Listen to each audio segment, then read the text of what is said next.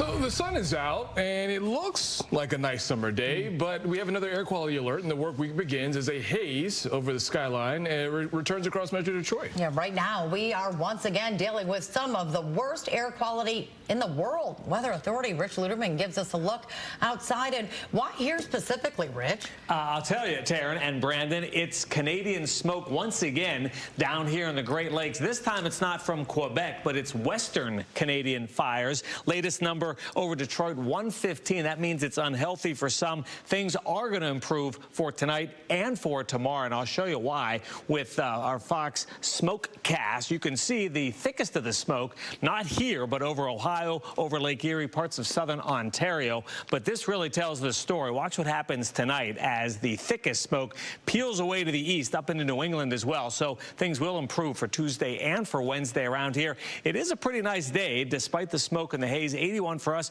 cooler up north, 71 Ludington, 61 degrees up there in Marquette. We're going to get down to 58. Very pleasant for the rest of the evening, and then you'll see what's coming up next. A couple of great days tomorrow and Wednesday. More storms likely down the road on Thursday. We're going to check that full 7-day for you, Brandon and Taryn, coming up in 10. Thanks, Rich. Well, residents on Detroit's west side are calling it a victory. The city has turned down a proposed concrete crushing site. Yes, those who lived in the core city area have considered this industrial site a health risk. Fox News' Amy Lang brings us the latest. Amy Eckert and her husband live in Detroit's core city neighborhood, and they are urban farmers. Fisheye Farms has been supplying neighbors as well as high-end restaurants with produce for several years. Just across the street from the site of a proposed concrete crushing facility near I-96 in Warren. What it would do for the air quality, I mean, all of that particulate can end up on our vegetables, making it unsafe to eat. We have a 1.5-year-old daughter, and I don't want her breathing in that air. The entire community mobilized against it, even as they say the mounds of concrete continued to grow. Where we live and where we reside and how we want our community to be developed is very, very important to us, and we're not going to lay down. There was so much resistance, the mayor wrote a letter opposing the concrete crusher. The city sued the owner. The zoning board denied the permit. Still, developer Murray Wycall and his Can-Am International Trade Crossing Company appealed that decision, then didn't even show up to Monday's hearing. All in favor indicate by stating aye. Aye. Any nays? Ayes have it. Thank you very much. On this day, the board upholding its decision, no concrete crusher in core city. This is a new day for Detroit where we're saying no more environmental racism in our communities, no more economic discrimination. Vanessa Butterworth lives across from the site. No more of this old Detroit mentality where wealthy suburban landowners can come in who don't even live in Detroit and can do whatever they want here, regardless of the impacts to our neighborhoods. Butterworth says this could still end up in court, but that's not the only issue. Murray Wycall's company has been ticketed more than 60 times by the city for dumping and storing waste without a permit, yet still he hasn't cleaned up this mess. A mess that's right next to the new Pope Francis Center that will provide assistance to the unhoused. Blight nearby this peaceful urban farm. The sentiment here, a pretty simple one. Your message to the owner at this point? Yeah, just clean up your mess and, yeah, leave our neighborhood alone. In Detroit, Amy Lang, Fox 2 News. The man accused of beating a woman in a Target parking lot now also facing a murder charge for killing a prostitute in Detroit. Andrew Hall was formally charged this afternoon. Last week, police say he paid Lisa Moffat for a sex act and then pulled a knife and stabbed her to death in the stairwell off McNichols. Police arrested Hall after he was spotted at a bus stop in Dearborn. Hall was already being held in Oakland County on a $5.5 million bond for the assault in a Troy parking lot. Well, Detroit police are also searching for the suspect accused of stabbing a man in the face over the weekend. Yeah, the brutal East Side attack was caught on camera, and the suspect's face is entirely covered. But police want investigators want police to look at these photos and see if they recognize the person by their clothes or backpack. Fox News' Robert Murdoch has a closer look. This is a concerning situation for many people, and rightfully so. Here you have a man who is in critical condition after being stabbed multiple times outside of an East Side liquor store. No arrests as of yet, but investigators hope new surveillance images will be key in getting to the bottom of this. Who walk up to somebody and cut their throat. This man, apparently. Take a good look at the suspect investigators believe is responsible for a brutal and brazen attack in broad daylight outside an Eastside liquor store on Sunday morning. The crime concerning to both customers and store staff who learned about the stabbing hours later. I seen the camera footage. The guy had his back turned, and somebody, I guess, stabbed him, and then he fell. And when he fell, he ran through his pockets and everything and took everything from his pockets. The crime scene close to the popular Prince Liquor Store Greenlight location in the 9900 block of Gratiot near Hartford just after 10 in the morning. The suspect appears to be black from these surveillance pictures released by DPD.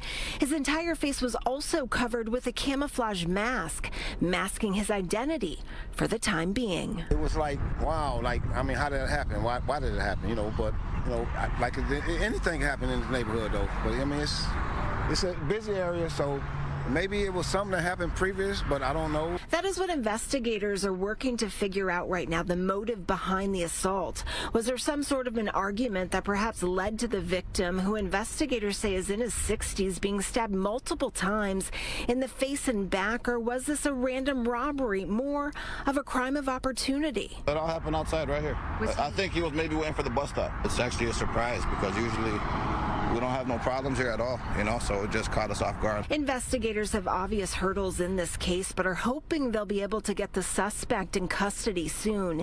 Even though you can't see his face, perhaps someone watching will recognize his clothing, the build of his body, or even the suspect's stance. One tip is all it takes. The world is kind of crazy now. They do what they want to do. They don't have no respect for anybody. Now, as you just saw, that suspect had on a camouflage mask. He was also wearing a white long-sleeved shirt, blue shorts, gray gloves, and was carrying a black knife. If you think you recognize him at all, if you think you know who this suspect is, call Detroit police right away so they can get him off of the streets.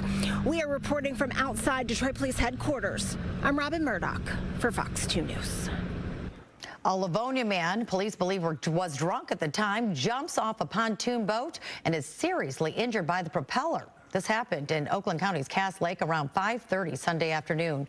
Deputies say a 26-year-old man suffered injuries to his head and shoulder. Paramedics gave him first aid before being taken to the hospital.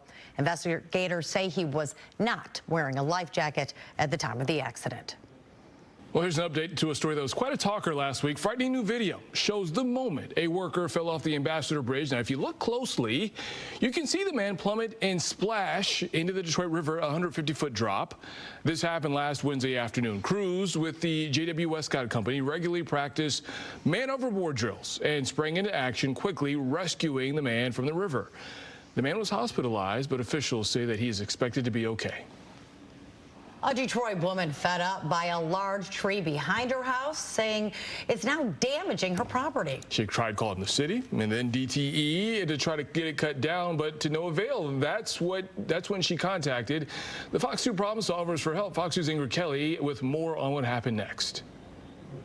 Yvonne Patterson wants action as she continues to be frustrated by this big tree behind her home that's damaging her property. You could see that there's a big branch that's running through the roof of the garage. Last year, she says she contacted the city of Detroit about this tree located in the alley behind her home. The city of Detroit said they no longer cut trees down off the alley. It is the homeowner's responsibility to deal with the tree, which I thought didn't make sense because it's on the alley. Patterson says the city worker also pointed a finger at DTE. They mentioned that it was DTE's responsibility because the electric lines are going through the trees. So Patterson contacted DTE. DTE also stated it's the property owner's responsibility to get the trees off of their property. Okay, we trimmed some of that off around there, but you telling me it's my responsibility to take down a big old tree in the alley? That's not my responsibility. I can't see me paying for that. That's when Patterson contacted the Fox 2 Problem Solvers for help. We pay our taxes.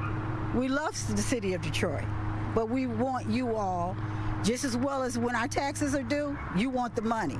We want the tree down. It's not our response. It's damaging our property. Moments after the Fox 2 problem solvers contacted the city of Detroit for answers, a supervisor was sent out to evaluate the situation. I don't know who came before, but I know the tree is dangerous. It's laying on the people's houses. It's going through the wire, so it's going to be removed. I can just speak for what's going on right here, right now. They're going to take it down. So talk to me a little bit about what changed. They got to the right department. That's all I can say, because like I said, I can't speak for who came out before, why they said what they said. But this supervisor did get the job done, and Monday afternoon, a vendor for the city of Detroit was on site, cutting the tree down. And this resident is happy to see it go. Thank you, Fox 2! In Detroit, Ingrid Kelly, Fox 2 News.